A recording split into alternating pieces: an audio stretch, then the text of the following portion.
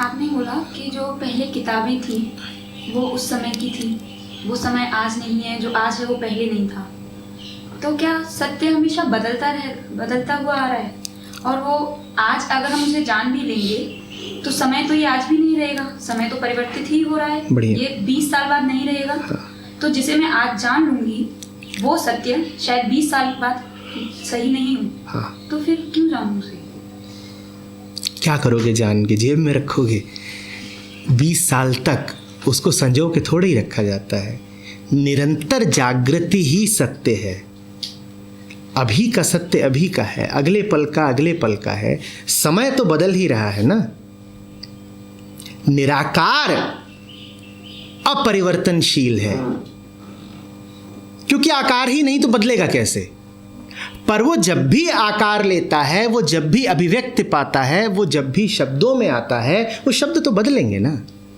शिव एक हैं, पर जब नृत्य होता है तो क्या नृत्य ठहरा हुआ होता है, या नृत्य में उनकी मुद्राएं प्रतिक्षण बदल रही होती हैं ना। पर शिव तो वही है, शिव तो वही है। सत्य भी वैसा ही है। सत्य एक तरफ तो बदल सकता ही नहीं, दूसरी ओर वो इतना बदलता है कि ठहर सकता ही नहीं। दोनों ही बातें समझिएगा। एक और तो उसमें ऐसा कुछ है ही नहीं जो बदल सके। जब वह अव्यक्त है, सत्य को ही अव्यक्त भी कहा जाता है, जब वह अव्यक्त है तब वह बदल नहीं सकता, तब वह चिरंतन है, सनातन है। उसके बदलने का कोई सवाल नहीं पैदा होता। पर जब भी वह अभिव्यक्ति पाएगा, वह अभिव्यक्ति परिस्थिति और समय के अनुसार ही होगी। और यदि वह कोई पुरानी अभिव्यक्ति है तो वो फिर पुरानी है ना, तिथिबाह्य। वो आपके काम, मैं नहीं कह रहा हूं कि बिल्कुल नहीं आएगी, काम आएगी, पर उससे ज्यादा काम वो अभिव्यक्ति आएगी जो नूतन है, जो अभी की है। वेद जिस रूप में हम उन्हें जानते हैं, कभी भी पढ़े जाएंगे शांति ही देंगे। भगवत गीता कभी भी पढ़ी जाएगी शांति ही देगी। पर मुझे बताओ, कोई पढ़ता है यूरोप में और उसे कोई लेना देना नहीं है वर्ण व्यवस्था से, जाति इत्यादि से,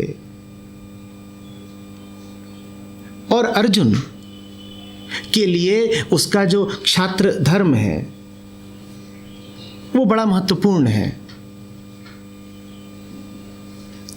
अब ऐसे में जो यूरोपियन मन है वो कैसे संबंध बैठा पाएगा कथा के पूरे बहाव से? बात समझ रहे हो ना? कृष्ण अभी भी सत्य की ही उद्घोषणा कर रहे हैं, उनकी ओर से कोई कमी नहीं रह गई।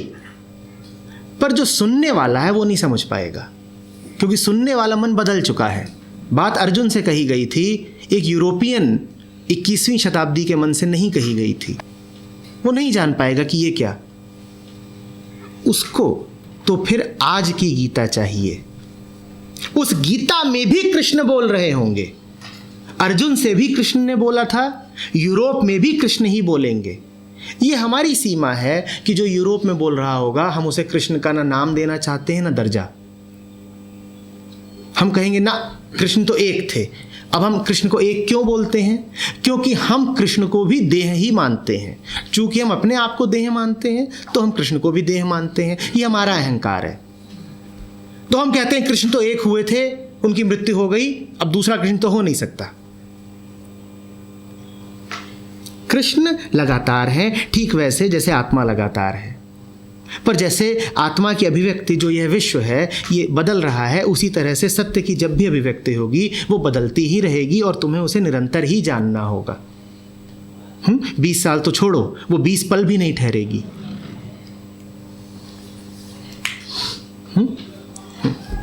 आपने कहा था कि ठहरा हुआ मन ही आत्मा है। हाँ। अभी आपने कहा कृष्ण लगातार हैं जैसे आत्मा लगातार है। मन में ठहराव हर समय तो नहीं होता, तो आत्मा उस समय नहीं होगी जिस समय मन में ठहराव नहीं होगा, उसकी एब्सेंस हो जाएगी। जिसे तुम कहते हो कि मन में ठहराव नहीं होता वो ही समय है। तुमने कहा हर समय ठहराव नहीं होता, नहीं, इस वाक्य की बनावट पर गौर करो। हर समय ठहराव होता नहीं, जब ठहराव नहीं होता तब समय होता है। समय माने क्या? परिवर्तन।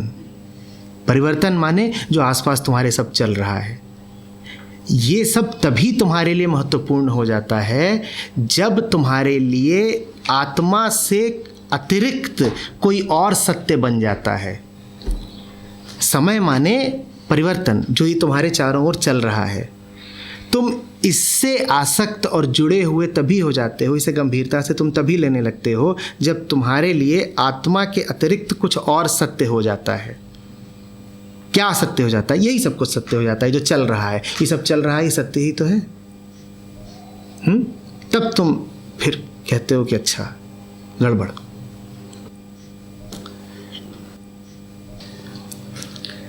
जो झोंकने वाली बात कही गई है, मैं बार बार उस पर इसलिए आ रहा हूँ कि झुकेगा कौन? वही मन जो आज वृत्तियों से भरपूर है। हाँ। तो वहाँ पर हमेशा एक आशंका बनी रहती है कि क्या जो मैं करा, यहाँ पर कुछ डाउट है, कुछ रह गया, ये गड़बड़ करी मैंने, नहीं ठीक किया। तो वो समझ नहीं आता उसको फेस कैसे करें। क्या वो क्या ये मेरा वो रूप है जो मुझे सच बता रहा है, या ये वो रूप है जो नहीं? ये शुभ है, ये शुभ है क्योंकि ये आपको प्रेरित कर रहा है और झोंकने के लिए। अभी कुछ बचा है और अभी आहुति पूर्ण नहीं हुई, और डालो, अभी नहीं हुई पूर्ण। आप रुक तभी पाओगे जब अपना सर्वस्व निछावर कर चुके होगे। जब तक आपने अपने आप को पूर्णतया दिया नहीं, तब तक यज्ञ पूरा हुआ नहीं। और आपके भीतर एक कसक बची रहेगी कि कुछ अभी कमी है। वो कमी नहीं है, वो मौजूदगी है। आप अभी बचे हुए हो। हम जिसे कहते हैं ना कि जीवन में कुछ कम रह गया, जीवन में कुछ कम नहीं रह गया, जीवन में अभी कुछ बचा हुआ है। इसीलिए आप उलझे से हो, इसीलिए आपको जीवन में शांति नहीं है। जितना देते जाओगे, होम करते जाओगे, उतना हल्के होते जाओगे। सर, इस झोंकने में और एक जो आईएएस एस्पिरेंट अपने आप को झोंकता होगा, इसमें अंतर है? बहुत अंतर है। क्या? वो श्रम कर रहा है, वो जानना थोड़ी चाह रहा है। वो श्रम कर रहा है, जानना थोड़ी चाह रहा है।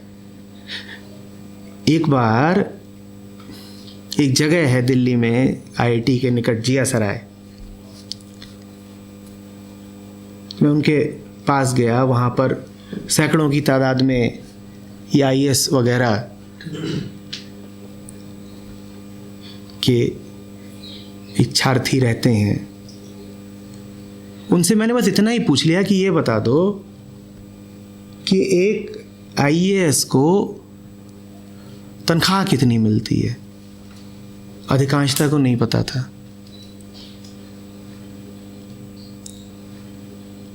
समझो बात को। जो उन सब परीक्षाओं की तैयारी कर रहे हैं, उन्हें इस बात से कोई प्रयोजन ही नहीं होता कि तनख्वाह कितनी मिलेगी। उनके इरादे ही कुछ और होते हैं कि तनख्वाह कैसी, गैर मामूली बात। वास्तव में नहीं पता था उन्हें। अब तुम बताओ, क्या वो जानना चाहते हैं? वो जानना नहीं चाहते, वो श्रम कर रहे हैं। उन्हें बिल्कुल नहीं जानना कि वो क्यों ये पदवी हासिल करना चाहते हैं। इस परीक्षा में जो लोग सफल होते हैं वो मुख्यतः 5-6 राज्यों से होते हैं। उत्तर प्रदेश, बिहार, आंध्र प्रदेश, कभी कभी उड़ीसा इत्यादि। जो गुजराती मन है वो नहीं जानना चाहता कि वो क्यों नहीं राज्य सेवाओं में आता। और जो बिहारी मन है वो बिल्कुल नहीं जानना चाहता कि क्यों ताकत की तरफ और रुतबे की तरफ और पद और प्रतिष्ठा की तरफ उसका झुकाव रहता है। आप बिहार जाएं तो वहां यह करीब करीब आवश्यक है, कंपलसरी है कि आईएएस की तैयारी तो करनी ही है। जो कर रहे हैं वो बिल्कुल नहीं जानना चाहते कि क्यों कर रहे हैं। कुछ रटे रटाए जवाब होंगे उनके पास, पर उनमें ये साहस नहीं है कि वो अपने मन में झांकें और पूछ सकें कि क्या करना है वास्तव में ये।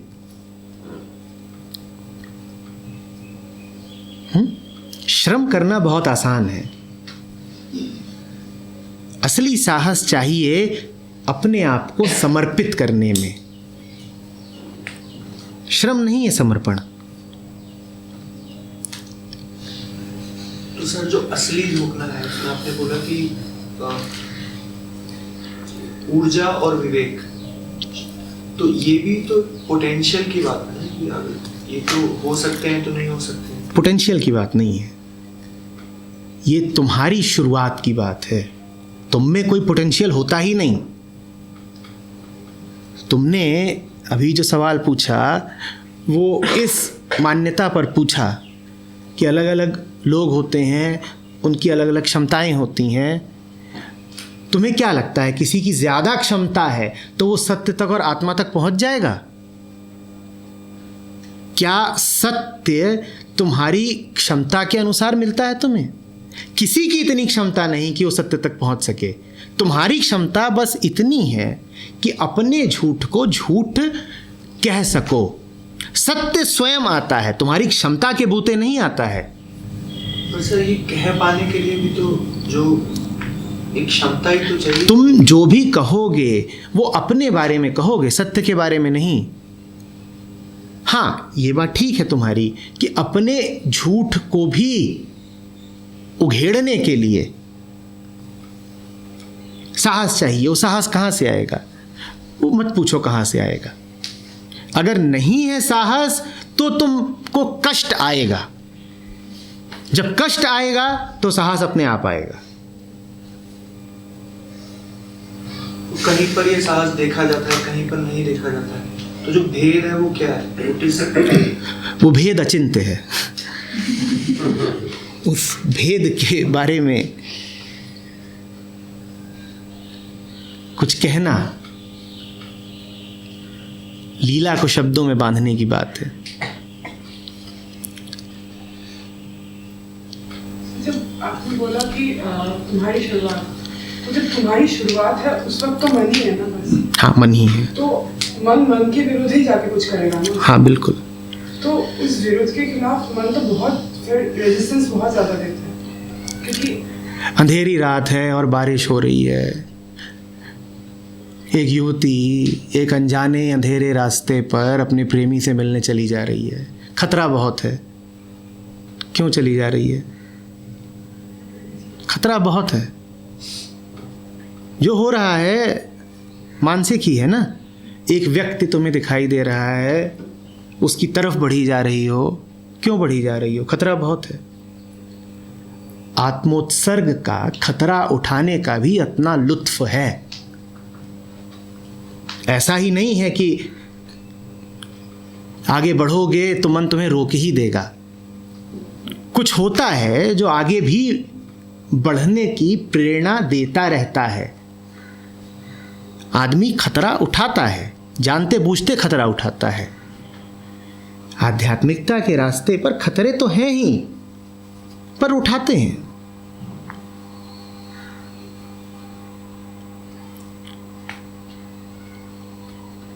जानना खतरनाक है, पर बिना जाने तुम्हें चैन भी नहीं मिलेगा।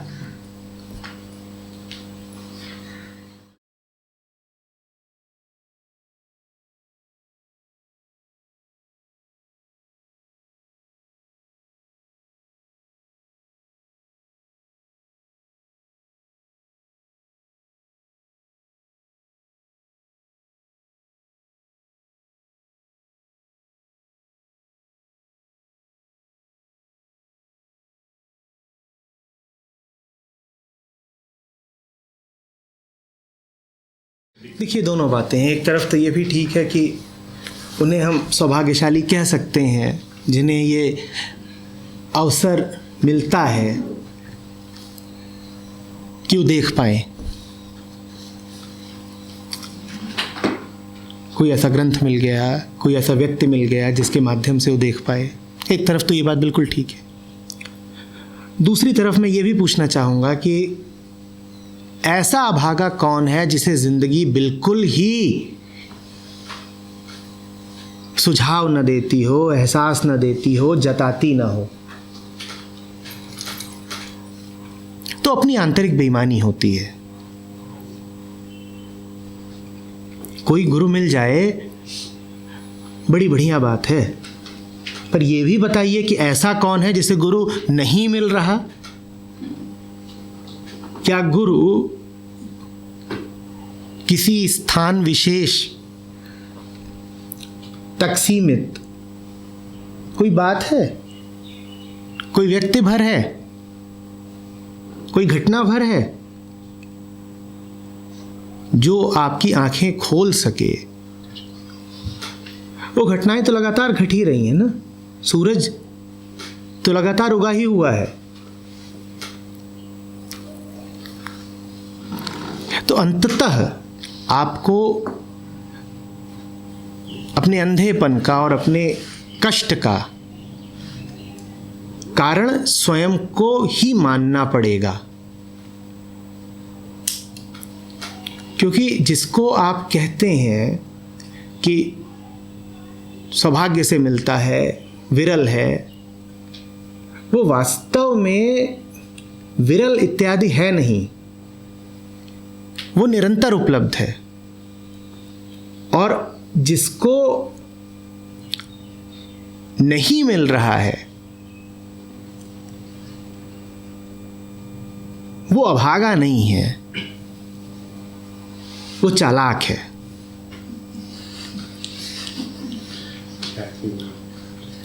भाग्य तो सभी को देने को उत्सुक है।